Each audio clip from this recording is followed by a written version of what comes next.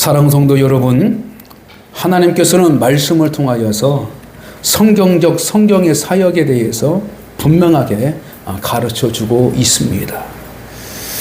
사도행전을 우리가 지난해 개청 예배를 마친 후에 하나님께서 우리에게 말씀으로 주시고 그 말씀을 가지고 이렇게 하나씩 해오다가 절기를 맞이해서 또한 신년을 맞이해서 또한 사순절 절기에 통해서 절기 부분을 잠깐 쉬었다가 지금 지난주부터 이렇게 다시금 사도행전의 그 말씀으로 하나씩 우리가 시작하고 있는 부분에 있습니다.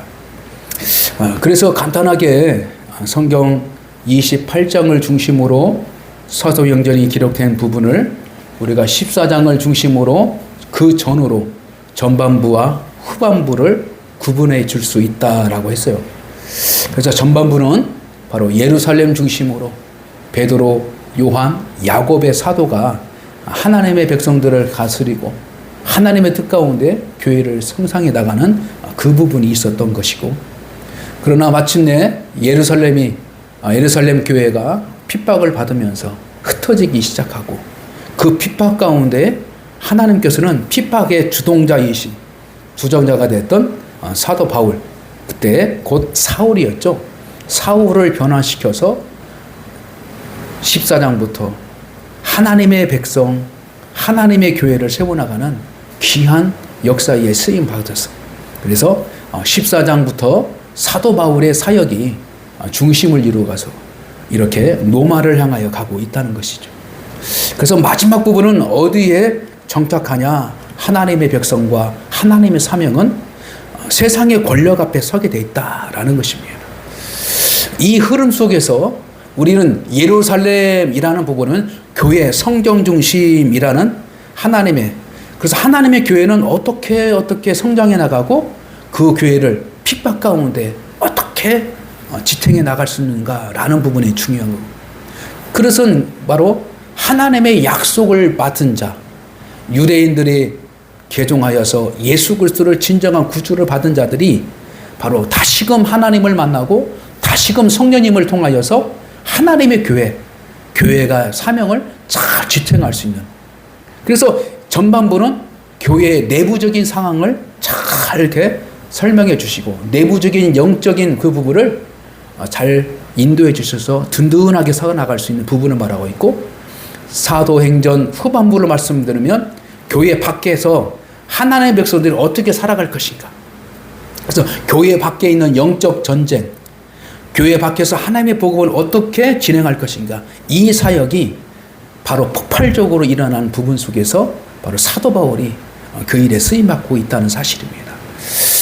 그러므로 오늘 본문 말씀을 통하여서 이제 교회 밖에서 하나님의 백성들, 하나님의 교회가 어떻게 성장해 나가고 그 일을 감당해 나가는가라는 부분을 찾아볼 수 있다는 사실입니다.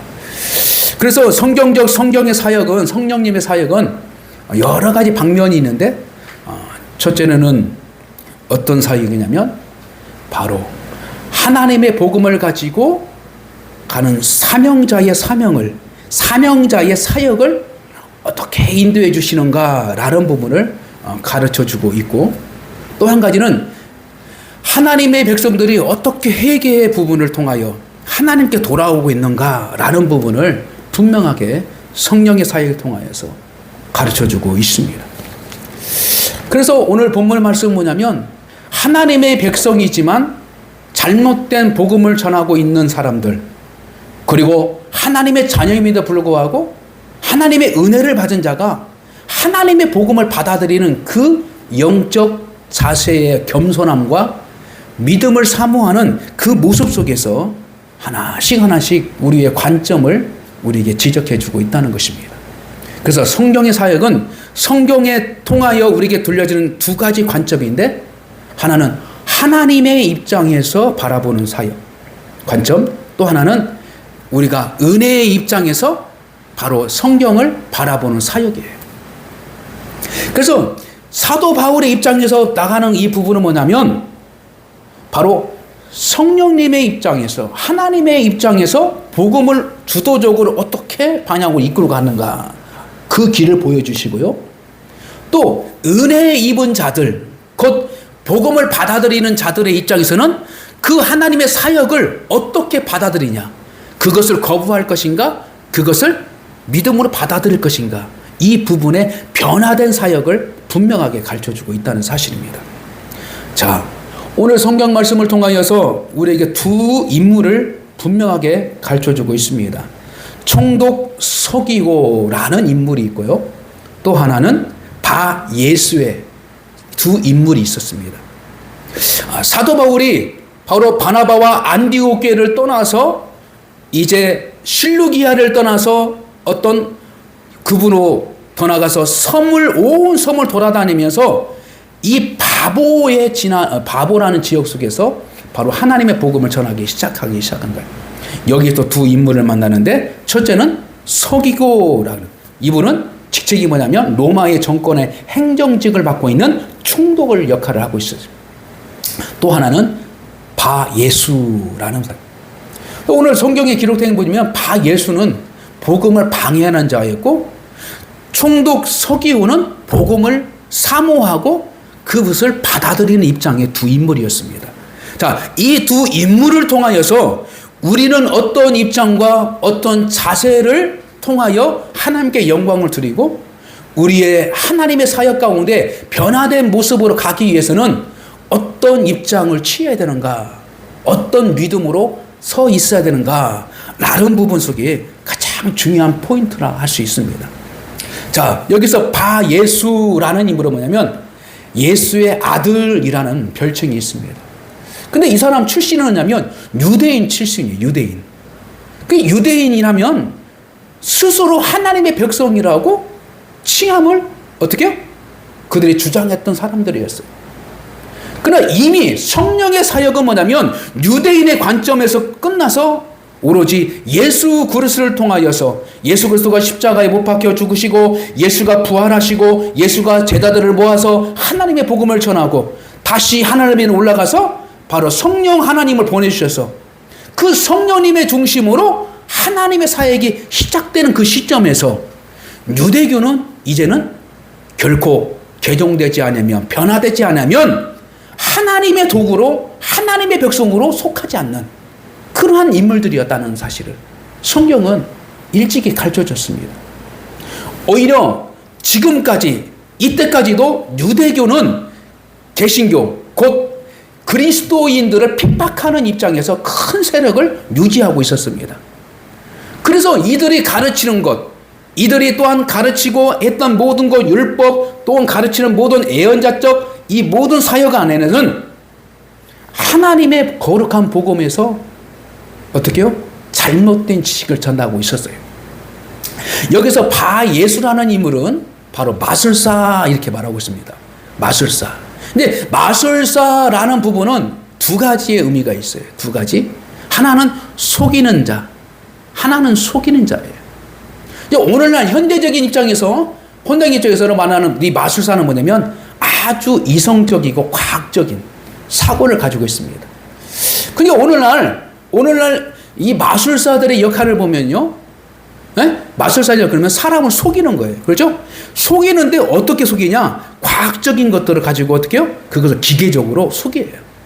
근데 성경적인 이 고대 사회 가운데 있을 때의 이 마술사들은 뭐냐면 실질적으로 악한 영이 그를 어떻게 해요? 그를 통해서 사람을 속이는 역사가 있었다는 거예요. 그러니까 이 당시는 뭐냐면 악한 영을 통하여서 영이 그 사람 들어가서 바로 그 잘못된 교리, 잘못된 가르침을 가지고 해난다고. 그래서 이 성경 역사적으로 보면은 이 마술사라는 부분이면 애언자라고도 칭호를 받아요. 그 다음에 박사. 왜 그러냐면 그들은 별을 측정하고 별들을 어떻게 연구하는 사람들이었어요. 그래서 동방박사라고 했죠. 예수 그리스도 타는 사람. 그러니까 이 동방박사들은 애언자적인 것도 그들은 겸비해 있어요. 그러니까 과학적인 어떤 별을 측정하고 어떤 징조를 알아내는 것이 뭐냐면 박사. 그리고 성령에 의해서 하나님의 말씀을 통하여서 애언, 앞으로 될 일을 가지고 가르쳐주는 그 예언자의 선지자. 그 다음에 그 예언자 쪽이 선지자가 뭐냐면 선지자라고 그래요. 선지자. 하나님의 말씀을 대신 전하고 해나가는 자. 근데 여기서 바예수라는 이 인물은 올바른 선지자가 아니고 올바른 예언자가 아니고 분명하게 성령은 사도 바울을 통해서 그가 악한 영으로 잡혀 있는 것을 분명하게 알았어요. 그래서 성령에 충만해서 그 바예수를 바라봤더니 그 바예수는 뭐냐면 실질적으로 온전한 박사가 아니고 예언자도 아니고 마술사가 아니에요. 악한 영에 잡힌 속이는 자예요. 그리고 하나님의 영을 방해하는 자예요. 하나님의 말씀을 듣지 못하도록 방해한다는 거예요. 근데 그때까지만 해도 이 사도 바울이 서기오 총독을 만나기 전까지만 해도 서기오 총독 옆에서 이 마술사의 역할을 하고 있는 거예요. 자, 그때 당시에 사회적으로 보면 큰 권력을 가지고 있는 사람들은 이 마술사들을 옆에 끼고 있었어요. 주술사들, 마술사들을 예언자들, 선지자들 끼고 있었단 말이에요. 그래서 나라의 앞날을 또 어떤 자기의 어떤 정치적인 성향을 미리 물어보는 거예요. 미리 물어봐서 어떻게 조치할 것인가, 어떻게 된가. 그런 역할을 하고 있었던 거예요. 근데 이 서기오 총독은, 총독 서기오는 하나님의 은혜를 받았어요. 그래서 왠지 모르게 하나님의 복음을 듣고 싶었어요. 그러니까 이 섬에 와서 섬에 와서 바로 하나님의 복음을 전하고 또 해당 중심으로 해서 바로 사도 바울이 복음을 전하고 있는데 일찍이 하나님께서는 은혜를 주셔가지고 이 서기 총독의 마음에 하나님의 복음을 듣고 싶은 그 열망이 있었다는 거예요. 그리고 그것을 찾았어요. 그리고 그것을 사모했어요. 그리고 그것을 어떻게요? 귀를 기울여서 듣고 싶은 마음을 만들었어요. 자, 그래서 이제 바울을 요청합니다. 초대하는 거예요. 그래서 바나바와 바울이 그 초대를 받고 총독 서기오에 가는 거예요. 갔는 데 있었는데 그 옆에서 이제 누가 있어요? 바예수라는 마술사가 있었던 거예요. 근데 이제 서기오는 바울의 말을 잘 경청하고 듣고 싶은 거야. 근데 그 옆에서 어떻게요? 바예수는 그것을 방해한다고 그랬어요. 방해. 근데 이것이 드러나게 방해하는 것도 있고 보이지 않게 방해하는 거예요. 그러니까 바울이 하나님의 복음을 전하고 가르치고 있는데 어떤 뭐 딴소리 하를 내든지 어떤 집중하지 못하게 만들든지 그런 식으로 자꾸 어떻게요? 방해를 하는 거예요. 방해. 근데 이 방해하는 것이 어떻게? 이 바예수가 눈을 바라보면서 누구를 바라보겠어요? 사도 바울을 바라보겠어요? 누구를 바라보겠어요? 방하기 위해서 서기의 총독을 바라보는 거예요. 서기. 그래서 바라보면서 서기 총독이 복음 말씀을 잘 듣지 못하도록 어떻게? 흐리게 만드는 거예요. 하나님의 말씀을 듣고 싶었는데 막상 들으려고 했는데 잘 안 들리게 되는 거예요. 그래서 이것을 사도 바울이 캐치한 거예요. 딱 보니까 이 사람이 악령이 들었네? 그래가지고 오늘 본문 말씀 보니까 눈동자를 보면서 봉사가 될 거라고 딱 그냥 선언하니까 이제 어떻게 해요? 바예수가 눈이 멀어버린 거예요. 근데 오늘 본문 말씀 보니까 어떻게 돼요? 오케이? 자,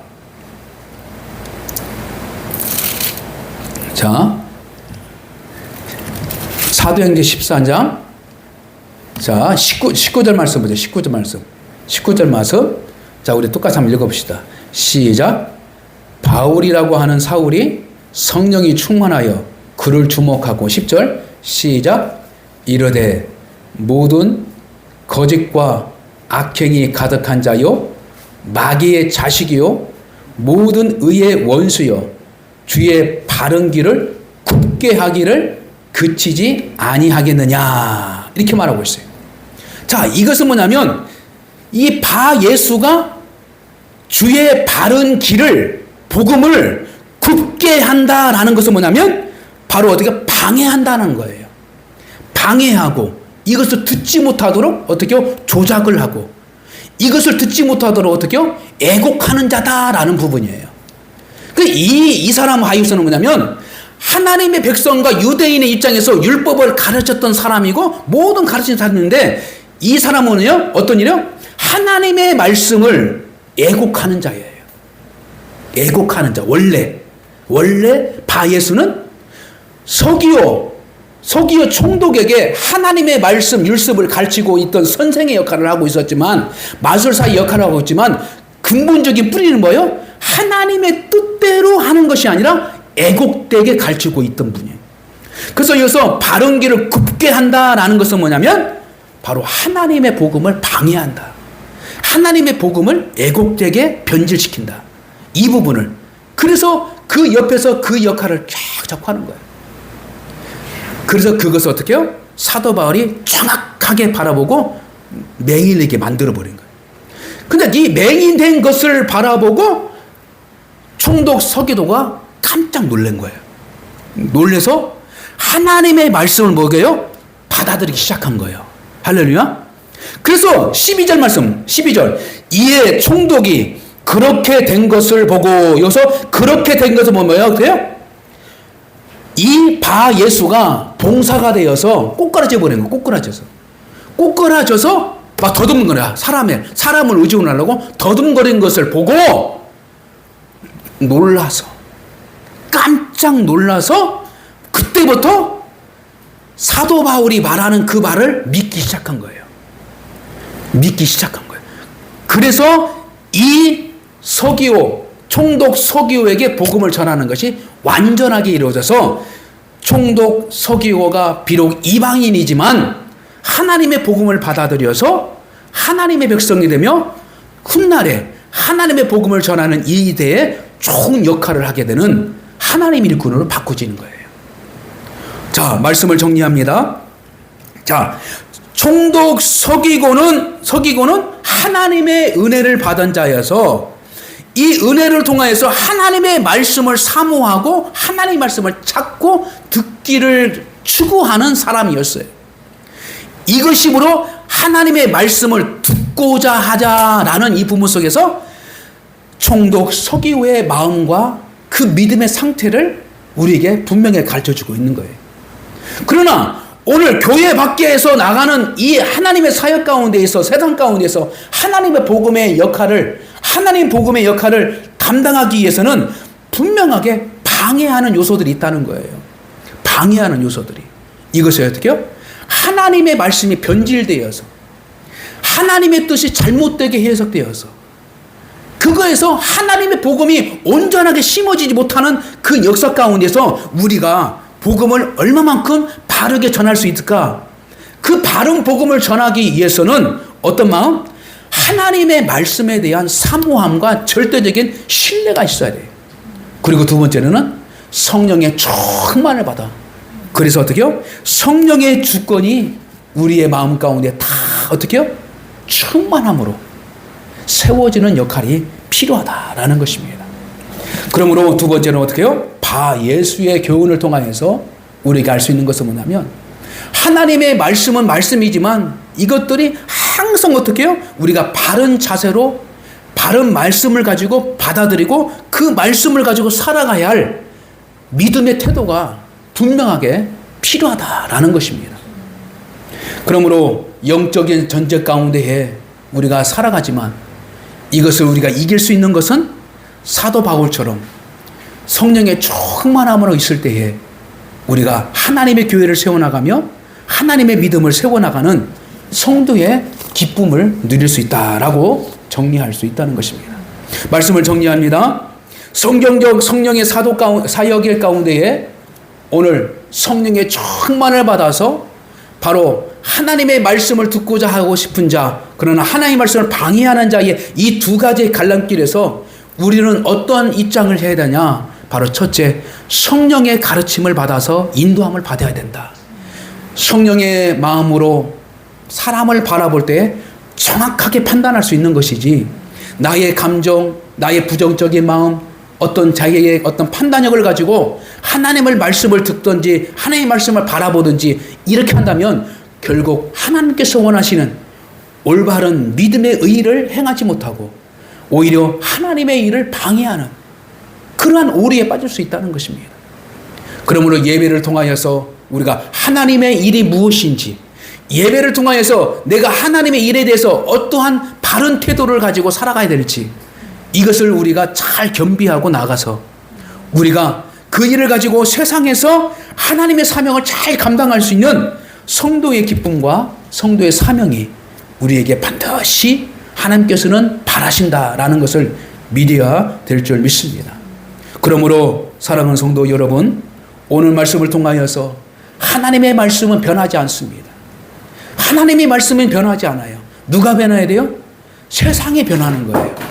세상이 변하는 거예요. 그러므로 우리가 하나님의 말씀이라면 내가 변해야 할 믿음의 자세가 필요하다는 거예요. 하나님의 말씀을 들으면 내 마음이 어떻게 해요? 바뀌는 거예요. 내 생각이 정돈된 것입니다. 자, 그러므로 우리의 한 주간의 삶을 돌아보면 쉼이 있습니다. 그 다음에 안식이 있습니다. 그래서 구약적인 이 안식일은 뭐냐면 노동을 쉬게 하는 거예요. 노동을 쉬게 하는 거예요. 하루 동안은 노동을 하지 않는 거예요. 그냥 근로자들의 모습을 보면은 쉬기 위해서 열심히 일하는 것입니다. 그리고 쉬는 날을 기약하면서 열심히 어떻게 해요? 참고 어떻게 해요? 할 수 있는 거예요. 근데 쉬는 날이 없다면, 쉬는 날이 없다면 의미가 없는 거예요. 그렇게 살아왔던 것이 우리 영적인 구원받지 못한 사람이에요. 그러니까 하나님께서는 애굽 땅에서 그 노동력에서 끊임없이 도동사하는 이 하나님 백성들에게 쉼의 날을 주시기 위해서 안식을 주셨어요. 그러나 우리 주님께서는 노동을 덤비해서 육체의 쉼보다는 더 우리의 영혼의 쉼을 우리 주님께서 부활의 영으로 우리에게 주신 줄 믿습니다. 그러므로 우리가 육체의 모든 편할지라도 진정한 평화를 누리지 못하는 그런 상태에 우리가 빠질 수 있는 것이 우리 인생의 문제예요. 가장 중요한 것은 노동의 쉼도 중요하지만 내 마음속에서 진정한 하나님의 영적인 쉼을 누릴 수 있는 그 부활의 은혜와 부활의 능력과 부활의 소망을 우리가 누릴 수 있는 저와 여러분 되시기를 주님의 이름으로 간절히 축원합니다.